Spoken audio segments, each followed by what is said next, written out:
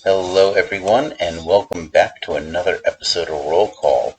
Uh, as I promised, I did once again the random race, random class thing, and I promised I was going to do an orc tiefling when time came around to do a tiefling, and as chance would have it, that's what it came to. So today we are doing a tiefling cleric, but of course this is going to be an orc tiefling cleric, because once again, much like Aasimar, tieflings can be any race, so you could easily be a gnome tiefling, a halfling tiefling, an elf tiefling. I think the only thing I guess you could technically be an Aasimar tiefling. Like that would be an interesting one if you wanted to do that. Like you have both the holy and the infernal blood in you.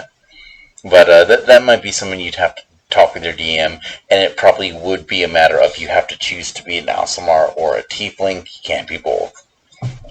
As always, we randomly selected our name. I went with the orc names, of course, because they are an orc. So we got Druuk, and I've decided that for his last name, Tieflings sometimes take what's called a virtue name, so it might be like love or lust or hope or envy or something. So that's something that they subscribe to as a philosophy. But of course, we're making a war cleric today, so I didn't roll for this. I went from the list, but I went with Mayhem. So Druuk Mayhem, the war cleric. Class is cleric. And of course, they're going to be a war cleric, which we'll get to that later.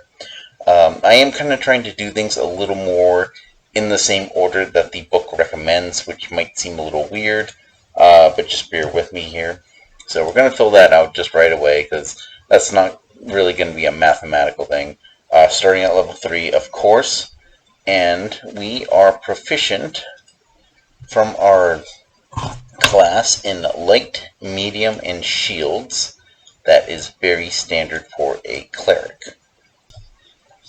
That said, since we are a war cleric, one of the first options we're going to get in cleric, and we're just going to mark it off now, is one of the first options you get is you get to choose a divine order, and it's pretty much a choice of do you want to use weapons or do you want to use magic. In this case, since we are a war cleric, we're going to go with weapons, and we already get simple weapons from our class, but when we take the martial option, we also get martial weapons and we get the heavy armor. So we're just going to mark that down now and call it good. So for our background, we are going to go with soldier. And this one might be a little bit of a tricky one because it's not upping our wisdom.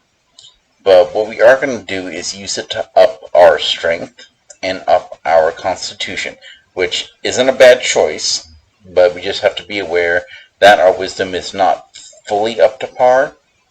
But at the same time, and again, this is why I advocate for just using the custom background, even if you just title it with an actual background. Because again, we could easily just go, okay, we want to go wisdom and constitution. There's no reason a soldier can't be wise, so we're just going to go by the book today for the sake of simplicity, but again, just keep that in mind. We also have, we actually have our feat. The feat we get from the background is Savage Attacker, and all this means is that whenever we roll damage for a weapon attack, we can roll a second dice, and it basically gives you advantage on your damage roll, which, might not be huge, but you take what you can get. For skills, our background is going to give us athletics and intimidation. So we'll mark those off. We also get proficiency with one type of gaming set, and I think nothing says, warrior cleric more than Dragon Chest. This is a character where, his name may be Mayhem, but he knows the ins and outs of battle, so we're going to give him Dragon Chest to kind of exemplify that. Starting gold between background and class is going to be 160 gold. And again, I just do that because I don't want to bog you guys down with every single piece of gear that's going to be on this thing. Now, for our race, we do have tiefling orc. This is going to give us a speed of 30. It's also going to give us dark vision for 60 feet. So many species have dark vision. It's almost like, really, it's rare that you have regular vision. Next, you get the Infernal Legacy. Basically, you get to choose what kind of tiefling you are.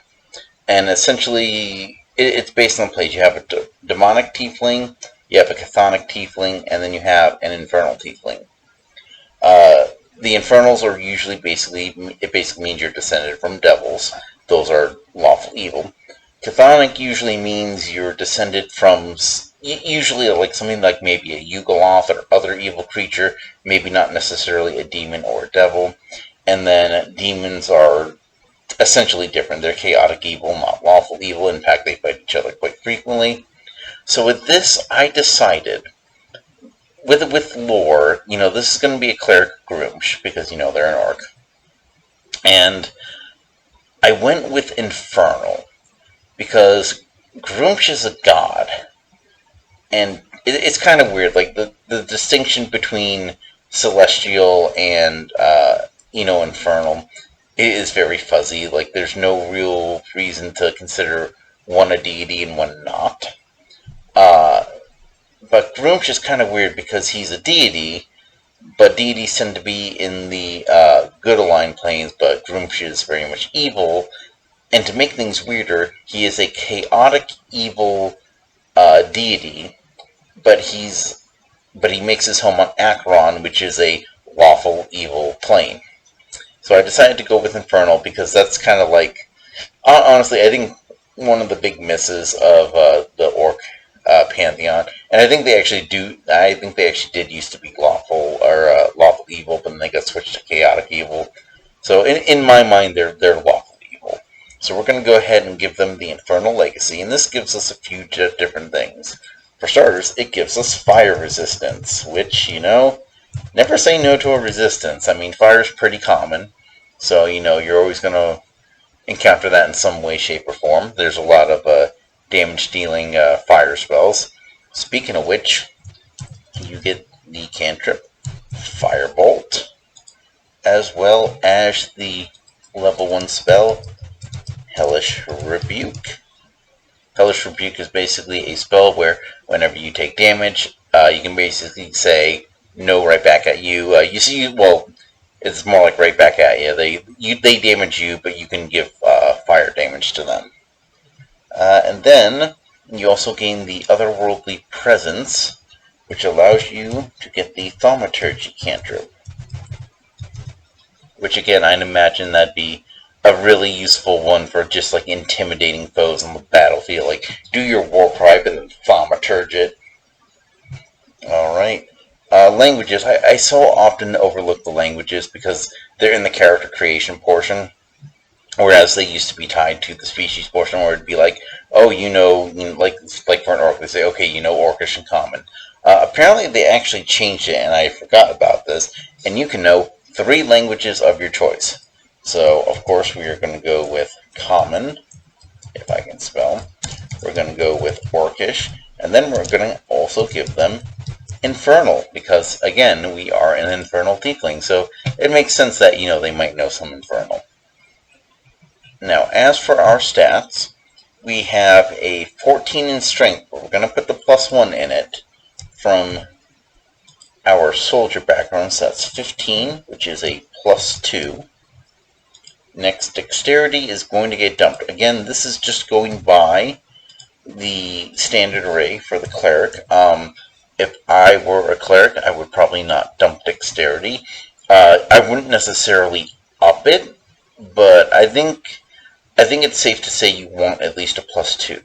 Because even your heaviest medium armor is going to be, you're going to get a Dexterity bonus to your AC to a max of +2 with the heaviest medium armor. Now, this said, it doesn't matter quite as much here, because we did go with the martial class, which means we're getting heavy armor. If you have heavy armor, you do not need Dexterity. because heavy armor does not allow you to add dexterity to your AC. You're just going to have the armor, you're not going to worry about your dexterity, and we're going to be hitting things with strength, so this works out well for us. And that's a -1. Constitution is going to be 13, but we're going to add the +2 in it, making that another 15, and so we're going to make that a +2. Next, our intelligence is going to be a nice flat 10, which means that we are going to break even on any roll with that. Wisdom, which is going to be our spellcasting skill, is also at a 15. That means it's going to have a +2. Now, as you might recall, a lot of our other spellcasters had a +3.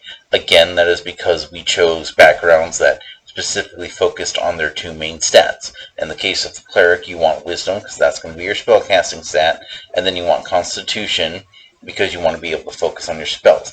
It's a little weirder for the war cleric, especially since we are going with the martial, the martial order, because we do want strength, because we do want our attacks to be able to hit. We do want constitution, not only because we're going to be frontline fighting, but because we want to be able to keep concentration on our spells. But then we also want wisdom, because we want to make sure that our spells are sticking. So we're going to go with that. I would say probably I would focus on these two the most. The thing is, you're going to be swinging your weapon, but you're going to be augmenting your weapon with spells. And in fact, one of the spells we get is going to be called Magic Weapon, where you take a regular weapon, turn it into a magic weapon, and give it bonuses to its attack and damage rolls. So we're not going to worry about that. Charisma is going to be 12. Again, that's not a bad one. That's still a solid +1.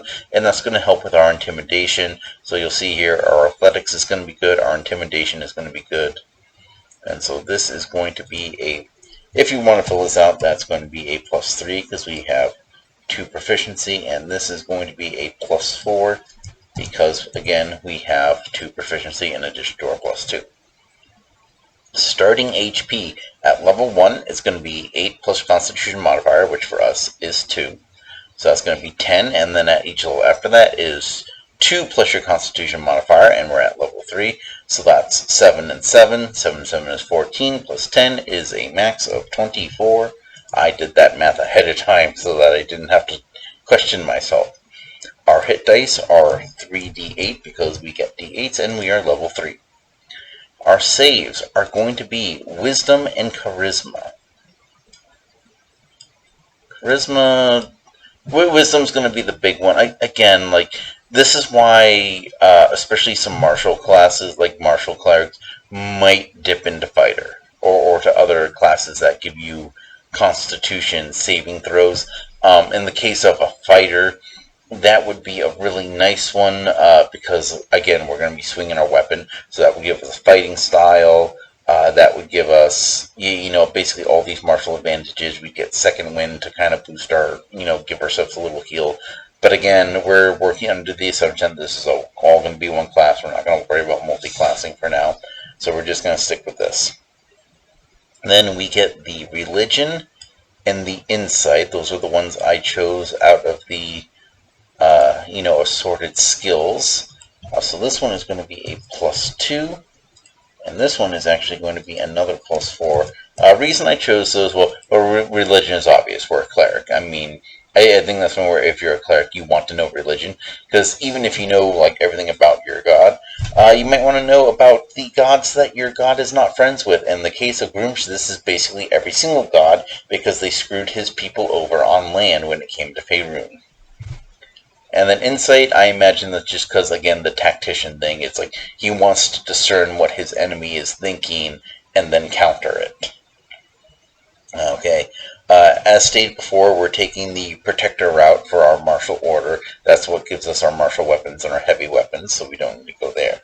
Next thing you get for your class features is Channel Divinity. And I'm going to grab the book and read from that. Okay, so Channel Divinity is basically an ability you can use. You channel divine energy directly from the outer planes to fuel magical effects. You start with 2 effects, Divine Spark and Turn Undead, each of which is described below. Each time you use a class's Channel Divinity, choose which Channel Divinity effect from this class to create. You gain additional effects options at higher cleric levels. You can use this class's Divine Channel Divinity twice. You regain one of its expended uses when you finish a short rest, and you regain all expended uses when you finish a long rest. You gain additional uses when you reach certain cleric levels, as shown in the Channel Divinity column of the Cleric Features table. So in this case, our Channel Divinities are at 2.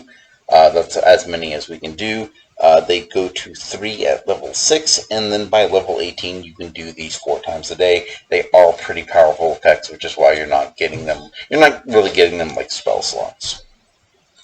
If a Channel Divinity effect requires a saving throw, the DC equals the spell save DC from this class's spellcasting feature. So again, it's going to be your wisdom for the DC. So your first one is Divine Spark. As a magic action, you point your holy symbol to another creature you can see within 30 feet of yourself, and focus divine energy at it. Roll a 1d8 and add your wisdom modifier.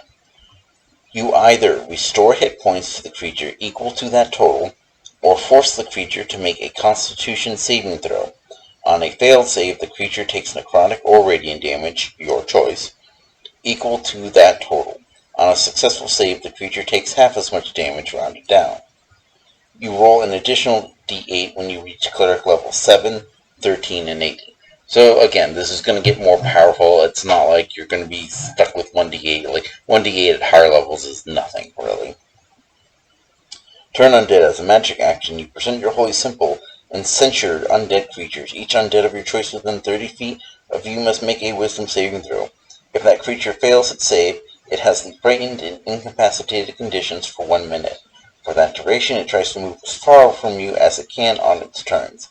This effect ends early on the creature if it takes any damage, or if you have the incapacitated condition, or you die. So there you go. You can either make things take extra damage, that's radiant or necrotic, or you can, essentially make the undead run away. We have Divine Spark and Turn Undead. These are all technically part of Channel Divinity, but we're going to put them a little differently just so that we know.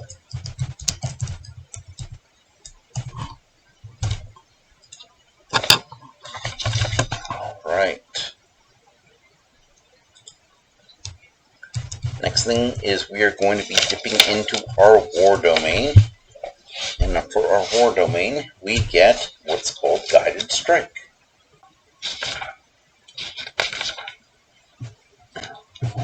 Here we go.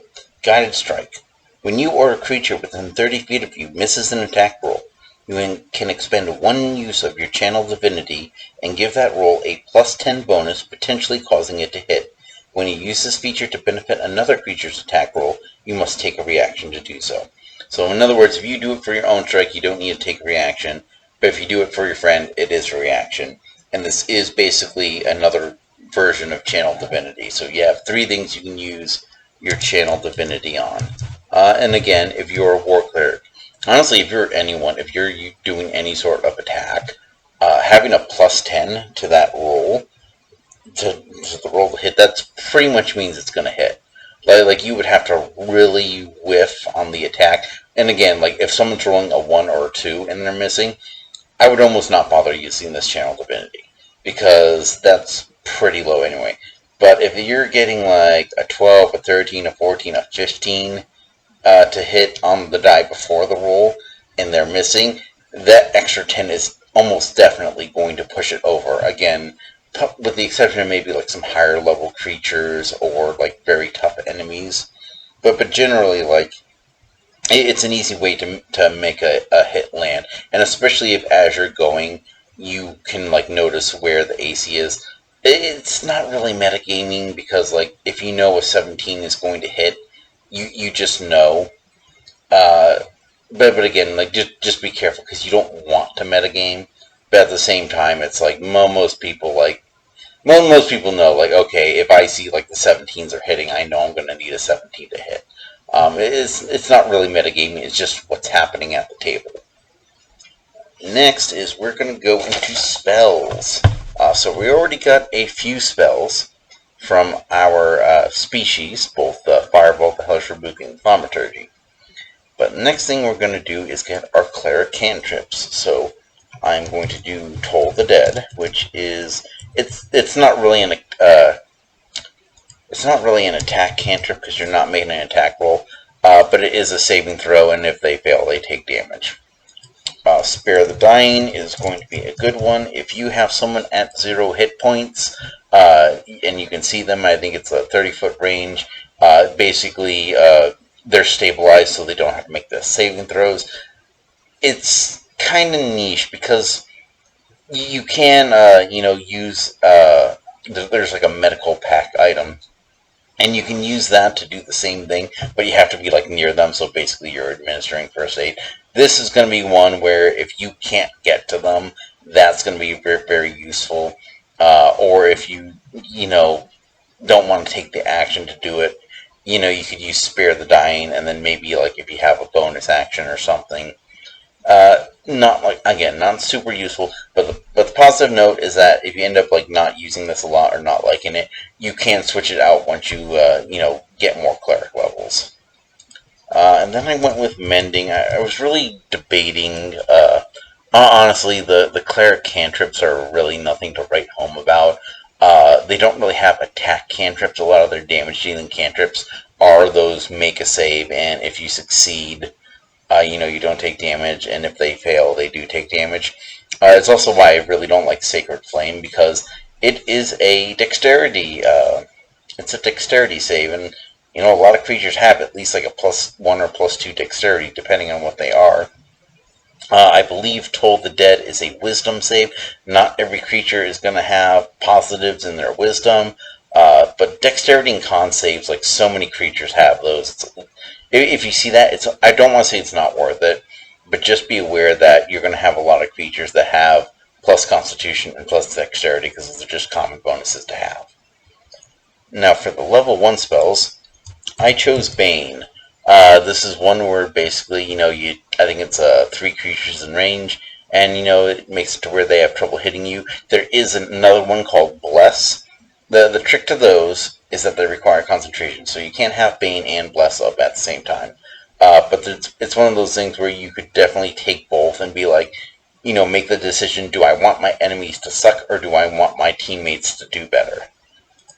Next, we're going to do Command. Basically, again, it's another save spell, and if they succeed, you can give a very generic one-word command, and they have to, obey it. I'm just imagining this tiefling orc war cleric of Gruumsh just coming in and going, kneel or beg, and then they have to do so.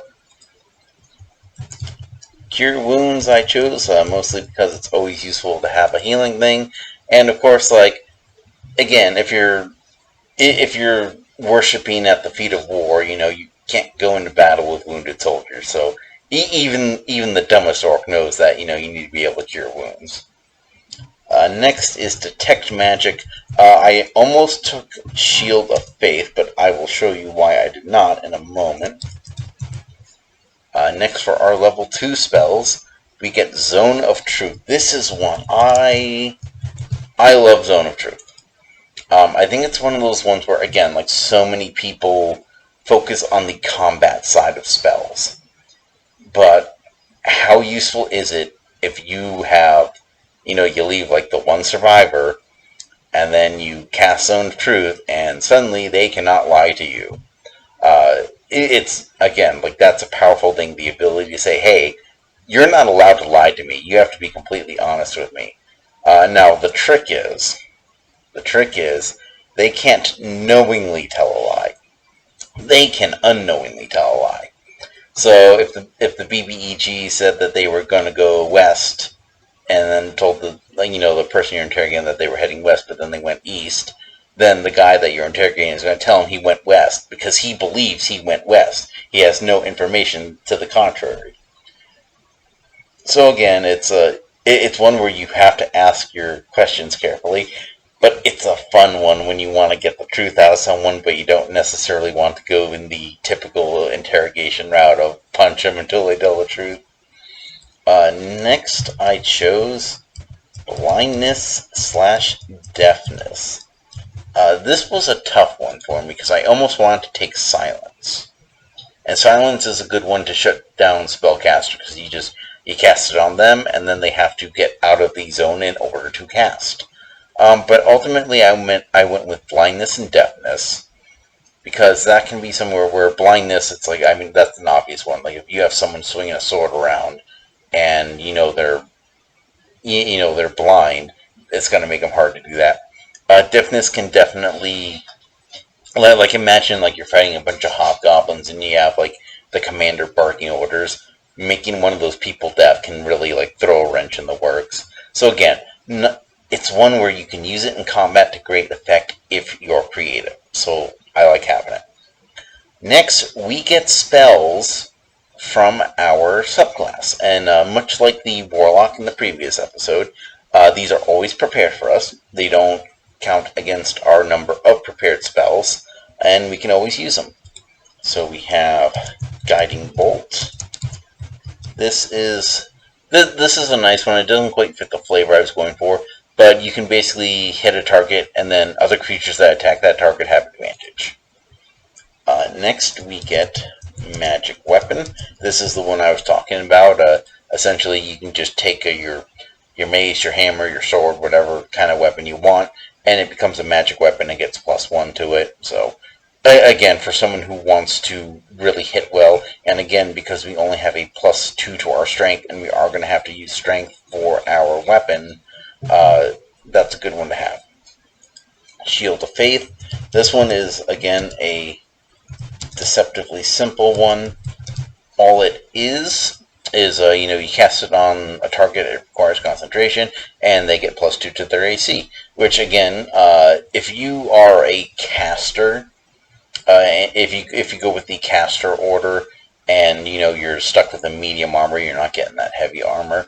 That's a nice one to have because it can boost your AC a little bit further, and you can tank a little more than you would normally.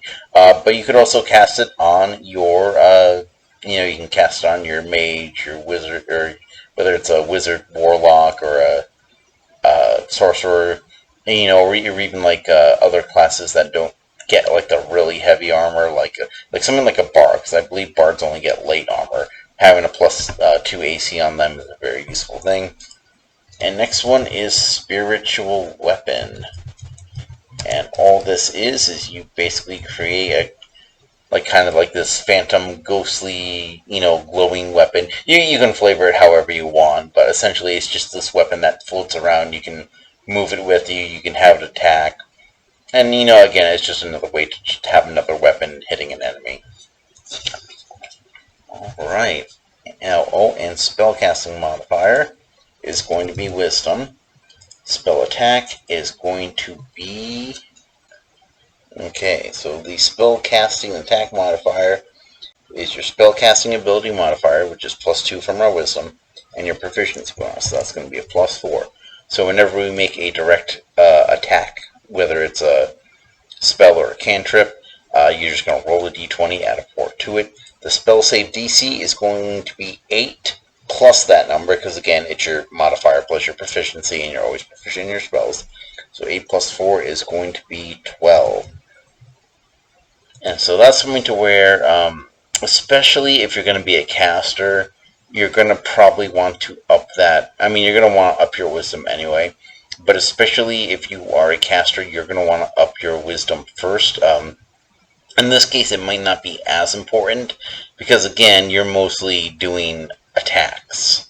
Like you are going to be using your actions to cast spells too, but you're going to be kind of a gish. So again, I would focus mostly on Wisdom, and then followed by Constitution, because there are other things you can do to get your Strength score up, particularly if you have magic weapons like a Belt of Giant Strength. That's going to be able to boost it well past. So I would focus mostly on Wisdom, because again, you're also going to be using your spells to augment your strength. So like that, so like Wisdom is not going to matter much for Magic Weapon, because it's a spell you just cast. But like if you can do Magic Weapon, and then, if your Toll the Dead and your Hellish Rebuke and your Firebolt are all landing more, that's going to help. You're going to be melee, but you're not going to be just melee. Clerics are definitely like the oddest class, because they can do so many things and yet so few things. Their spells don't necessarily have the outright creativity that a sorcerer might, or even a wizard. But at the same time, a lot of their spells have this really heavy utility to them. Because honestly, there's the stereotype of the cleric as a healer, and it's true because they get a lot of healing spells. And I would say even if you're a war cleric, it's useful to take healing spells. Even if you're a nature cleric, it's useful to take healing spells. Even if you're a storm cleric, it's useful to take healing spells. And not everyone gets those choices. Like paladins can do healing. I think bards have some healing spells as well. But generally, wizards, sorcerers, warlocks, they don't always get those healing spells. Or if they do, it's usually like some sort of niche thing, like you are the celestial patron warlock, or you are the divine soul sorcerer, something like that. So that is something to keep in mind. Again, it is not the end of the world or anything if whether you decide to do one or the other. If you don't take a healing spell, it's not the end of the world. If you do take a healing spell, it's still going to be helpful. And again, some of these spells just might not appeal to you. That's fine. I love mending because it has a lot of utility to it. You can just fix things. If some important item is broken, stick it together, mending, boom, done. But again, it's all up to you. So really, especially when it comes to picking spells, and especially when it comes to picking spells for cleric, I definitely go for flavor over outright utility. Especially with the way they fix a lot of things in the handbook, it's hard to pick a wrong spell. For example, a True Strike in the old rules was terrible, because the way True Strike used to work is you would cast True Strike, and then on your next turn, your attack had advantage. So you're rolling 2 dice a turn from now. But the thing about that is, the other thing you can do is just roll with disadvantage once, or if you don't have advantage, or if you don't have disadvantage, you would just be rolling once, and then rolling again the next turn. So at that point, it's better to just roll twice, because you're rolling twice anyway and ignoring one. So I know it's not the way dice work, but let's say you get the same number. You're going to get the same numbers no matter what on the next 2 d20 dice rolls. Just roll twice, and if both of them are attacks that land, then you get to hit twice. But if you do it later with advantage and both those numbers would have hit, then you're only hitting once. So there's no point in taking True Strike. They fix that in here.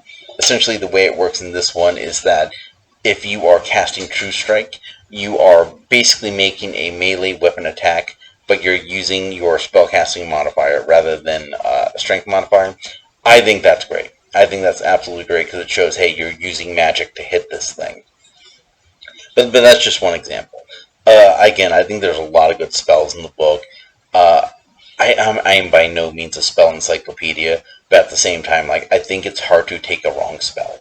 And especially if you get creative and know how to use it. Because again, Zone of Truth, I love that one. I love Zone of Truth. I love the subtle spell meta magic and sorcerers. I love these spells that can be used very creatively if you just take a little bit of time to think about it. Because again, Zone of Truth could be something where you put that out at the right time, then you can get information that, let's face it could be things where the DM gets to exposit about his world, which every DM loves to do. So yeah, there we go. That is Druuk Mayhem, the Orc Tiefling Cleric of War, Servant of Gruumsh.